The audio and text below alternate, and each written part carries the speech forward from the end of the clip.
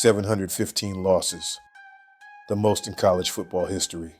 A program so bad, they hadn't won a Big Ten title in 58 years. They'd never had a double-digit win season in 138 years of football. This was Indiana, a basketball school forced to play football, the laughingstock of the Big Ten, a program where 6 wins was considered a miracle season. But in just 2 years, one man transformed the worst program in college football history into national champions. A perfect 16-0 season, the greatest turnaround in sports history. This is the story of how Curt Cignetti saved Indiana football. To understand how Cignetti performed this miracle, you have to go back to where it all started, December 31st, 2016, a small private school in North Carolina called Elon University. The Phoenix football program was in shambles. 6 straight losing seasons, a 420 conference record over those years. Sound familiar? But Curt Cignetti wasn't just any coach. He was a football lifer. The son of College Football Hall of Fame, Coach Frank Cignetti Sr. He'd spent decades grinding as an assistant at Pittsburgh, Davidson, Rice, Temple, NC State. Then came the opportunity that would change his career, joining Nick Saban's first staff at Alabama in 2007. As recruiting coordinator and wide receivers coach, Cignetti helped build a dynasty. He recruited future Heisman winner Mark Ingram II, future NFL star Julio Jones. Alabama went 14-0 and won the national championship in 2009. Cignetti learned from the master himself how to recruit, how to develop talent, how to build a winning culture. So when Cignetti took over at Elon, he had a blueprint, and the results were immediate. In his first season, Elon went from 2-9 to 8-4. They made the FCS playoffs for the first time since 2009. The team won 8 straight games. It was a 6-win improvement, one of the biggest turnarounds in the nation. Cignetti was named Colonial Athletic Association Coach of the Year, but he wasn't done. In 2018, Elon made the playoffs again, back-to-back postseason appearances for the first time in program history. The highlight? A 27-24 upset over James Madison, snapping their 22-game conference winning streak. Elon's first win over a top 5 FCS opponent ever. The victory was so impressive that James Madison did something unusual. They hired the man who just beat them. On December 14, 2018, Curt Cignetti became the head coach at James Madison, and this is where the Cignetti method was perfected. In his first season, James Madison went 14-2 and reached the FCS National Championship game. They fell short against North Dakota State, but Cignetti had announced his arrival. Over the next 4 years, the Dukes dominated. 3 straight FCS playoff appearances, multiple conference championships, a 52-9 overall record in 5 seasons. But the most impressive part? Cignetti led James Madison through their transition from FCS to FBS. In 2022, in their first season at the FBS level, James Madison went 8-3 and won a share of the Sun Belt East Division title. In 2023, they went 11-1 and finished ranked in the top 25 nationally. The Dukes started that season 10-0 before finally losing. It was one of the most seamless transitions in college football history. By now, the formula was clear. Cignetti brought more than just X's and O's. He brought an attitude. When he arrived at each school, he'd immediately changed the culture. No excuses, no moral victories, just winning. He recruited hungry players who'd been overlooked. He surrounded himself with elite coordinators he'd worked with before, and he demanded excellence every single day. But most importantly, Cignetti had loyalty. When he moved jobs, his best players followed him. This portal strategy would become crucial to what came next. November 30th, 2023, Indiana University fired head coach Tom Allen after a 3-9 season.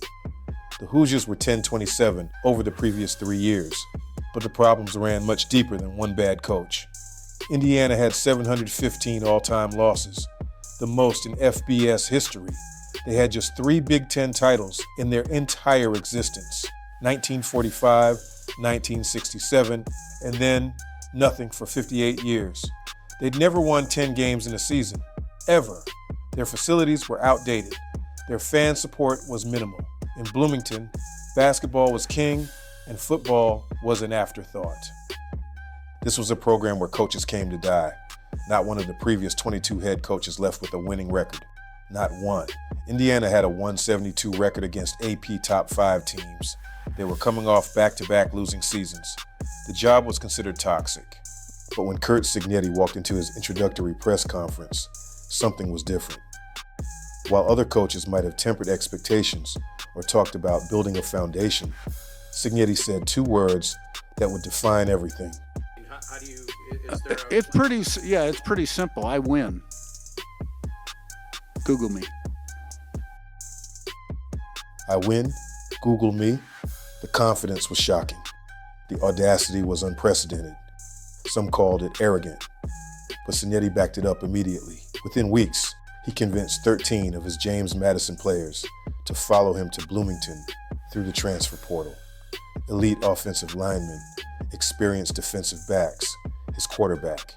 These weren't Indiana recruits. These were proven winners. Then came another moment that went viral. At an Indiana basketball game shortly after being hired, Cignetti grabbed a microphone and yelled to the crowd, "Purdue sucks."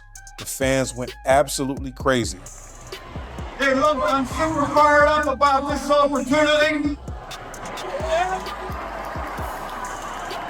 I'm not taking a backseat to anybody and don't plan on starting now. Purdue sucks.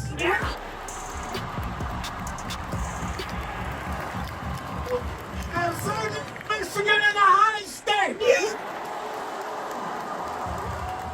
For decades, Indiana football had accepted mediocrity. Cignetti refused to accept it for even a second.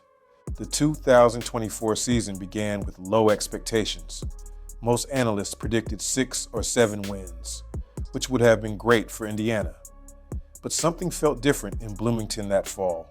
The practices were more intense, the standards were higher, and when the season started, Indiana shocked everyone. They won their first 3 games easily, then 5, then 7. The Hoosiers were actually good. For the first time in forever, Indiana students were rushing to Memorial Stadium. The whole state was paying attention. At 10-0, Indiana was ranked 5th in the country. They had already accomplished more than any team in school history. Then came the reality check. At Ohio State, the Buckeyes demolished Indiana 38-15. It was a reminder that the Hoosiers still had a long way to go. But they bounced back with a 66-0 destruction of Purdue to finish 11-1 in the regular season. For the first time ever, Indiana made the college football playoff, the 10 seed. They traveled to South Bend to face Notre Dame and fell 27-17 in the first round. The magical season was over, but it proved something crucial. Indiana could compete at the highest level. Cignetti won Big Ten Coach of the Year. Indiana had won 11 games, shattering the previous school record, but there were doubters. Was this a fluke? Could Indiana really sustain this, or would they fall back into their historic mediocrity? Cignetti spent the offseason preparing. He added more pieces through the portal, including a new quarterback, Fernando Mendoza from California. And most importantly, he used the losses to Ohio State and Notre Dame as fuel. His team was hungrier than ever. The 2025 season started with a statement. Indiana destroyed their opponents week after week. The margins weren't close. They were historic. The Hoosiers had the 3rd best offense and 2nd best defense in the country. They averaged a 31.5-point margin of victory. Fernando Mendoza was playing like a Heisman candidate. The offensive line was dominant. The defense allowed almost nothing. Week after week, Indiana climbed the rankings. 8-0, 9-0, 10-0. This wasn't a fluke. This was dominance. Before the Penn State game, a reporter mentioned Indiana had never won at Beaver Stadium.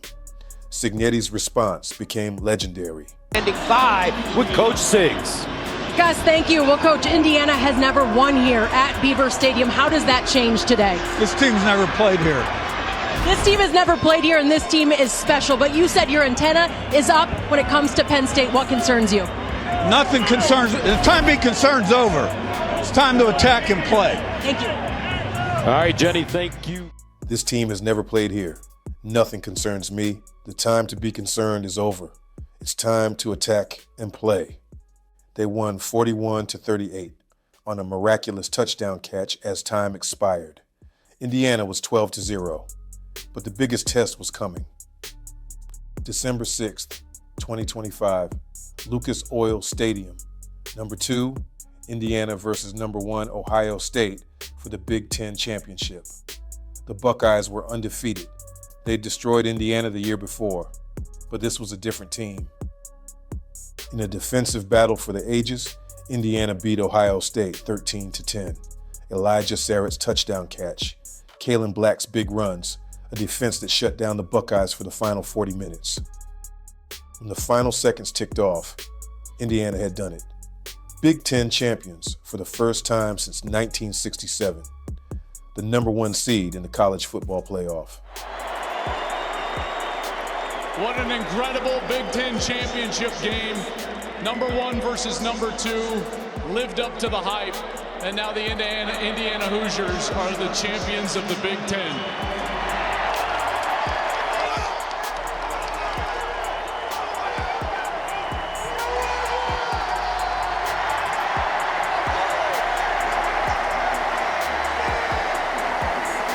I think we were a year late. Hey, I got 2 things to say. Besides all the thank yous to the president, Pam Whitten, the AD, Scott Dolson, our assistant coaches, our team, our seniors, our fans, all right? We are Big Ten champions. And you talk about changing the way people think. I got 3.5 weeks to get this team humble and hungry for the playoffs.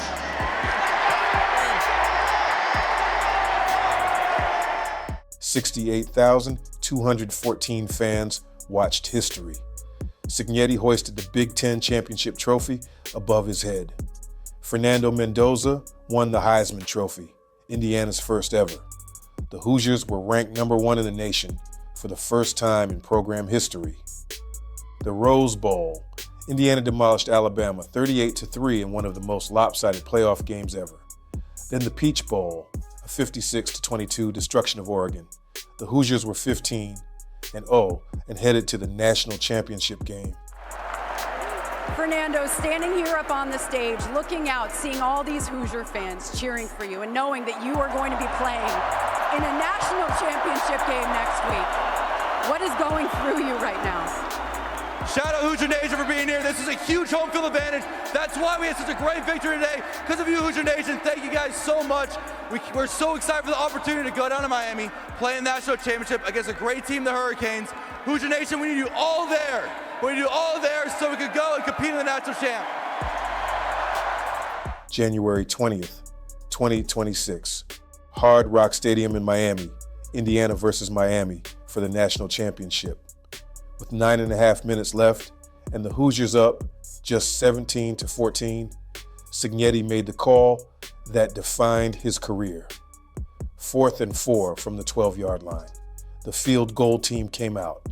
Then Cignetti called timeout. Get out on the field. We're going for it. The call. A quarterback draw by Fernando Mendoza. He fought through defenders, dove toward the end zone, and scored. The most iconic play in Indiana history. Indiana won 27-21, 16-0, national champions. The first undefeated season in FBS since the 1894 Yale Bulldogs. And Curt Cignetti had done the impossible. In 2 years, Curt Cignetti took the worst program in college football history and turned them into national champions. A 27-2 record, back-to-back playoff appearances, a Big Ten title, a Heisman Trophy winner, and a perfect season that will live forever. They said it couldn't be done. They said Indiana would never compete with Ohio State, Michigan, Penn State. They said a basketball school could never become a football powerhouse. But Curt Cignetti didn't care what anyone said, because as he told everyone from day one, How do you, is there a It's pretty simple. I win. Google me. I win. Google me. And now the world will never forget.